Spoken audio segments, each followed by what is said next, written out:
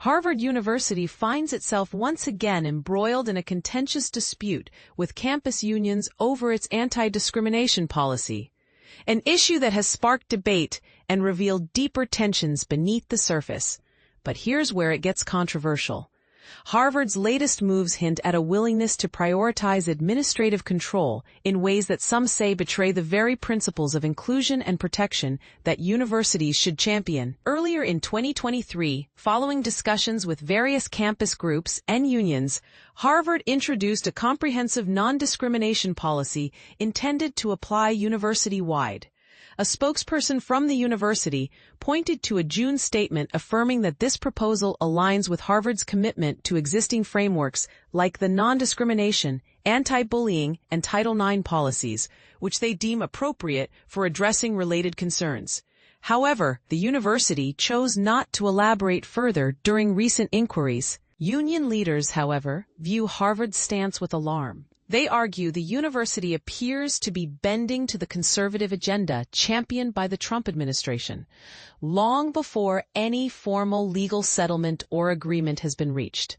According to these officials, a prospective arrangement with the federal government might compel Harvard to pare back its discrimination safeguards without meaningful input from unions, potentially undermining the protections available to their members. Since the start of 2025, federal authorities have aggressively targeted college policies that reference race, gender, or diversity, equity, and inclusion (DEI) initiatives, often branding these as illegal. Adam Seikla, a member of the Harvard Academic Workers Union Bargaining Committee, said, "The Harvard administration is leveraging these attacks on higher education as justification to further exploit workers by refusing to uphold basic protections." He added, "While we support Harvard standing its ground against the Trump administration, it's hollow to do so while simultaneously taking advantage of its workforce." From the Trump administration's perspective, Harvard, given its stature as one of the wealthiest and most prestigious institutions, has been a focal point in its campaign to reshape higher education. When Harvard declined federal demands in April to overhaul areas like admissions, hiring, and governance, it faced swift retaliation. Nearly $3 billion in research funding was withdrawn, plans to bar international students were announced, and threats were issued to revoke the university's accreditation. In response, Harvard has filed lawsuits challenging these punitive actions, asserting they violate constitutional principles. Yet, critics contend that Harvard's own proposed changes to discrimination policies in 2025 reveal a quieter, more insidious shift. While fiercely contesting the federal government openly in court, the university is simultaneously negotiating behind closed doors on these sensitive issues. Last academic year alone, Harvard made several significant changes. It ended faculty appointments at its Center for Middle Eastern Studies, rebranded its Diversity, Equity, and Inclusion Office, rolled back protections for transgender athletes, delayed a panel focused on LGBTQ healthcare, and canceled graduation activities honoring affinity groups. If the foundation for protections is weakened, as we're witnessing here, it diminishes the union's ability to insist on fair treatment, explains Shannon Gleason, a workplace protections expert and professor at Cornell University. It sends a wider cultural message about how these institutions are approaching inequality and their commitment to non-discrimination. Conversely, conservative commentators argue that unifying under a single non-discrimination policy benefits everyone on campus. Peter Wood, president of the National Association of Scholars, which advocates for higher education reforms, stated, "It's sound governance to apply uniform rules across all university sectors. Exceptions should exist only where genuinely justified, not so unions can negotiate special deals." The tussle over these policies actually began early this year. In February, during contract negotiations with the Harvard Academic Workers Union, representing some 3,400 members, the university declined to include specific contract language explicitly protecting characteristics like religion or race, choosing instead to rely on broader university-wide non-discrimination policies. The Graduate Student Union, which includes between 3,000 and 5,500 teaching and research assistants during academic terms, encountered similar resistance. Harvard surprised many by proposing to remove a long-standing non-discrimination clause from the union's third contract, just as negotiations got underway, despite the first two contracts explicitly safeguarding against discrimination.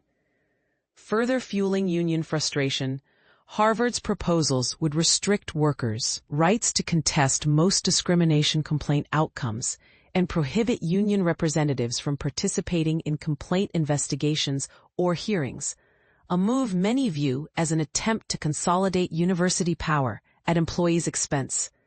Dinesh Jaswal, a philosophy doctoral candidate and union organizer, described these developments as a strategy by Harvard to entrench their authority while dismantling workers' rights. She emphasized, union contracts serve as crucial safeguards, ensuring workers have a genuine voice in their conditions.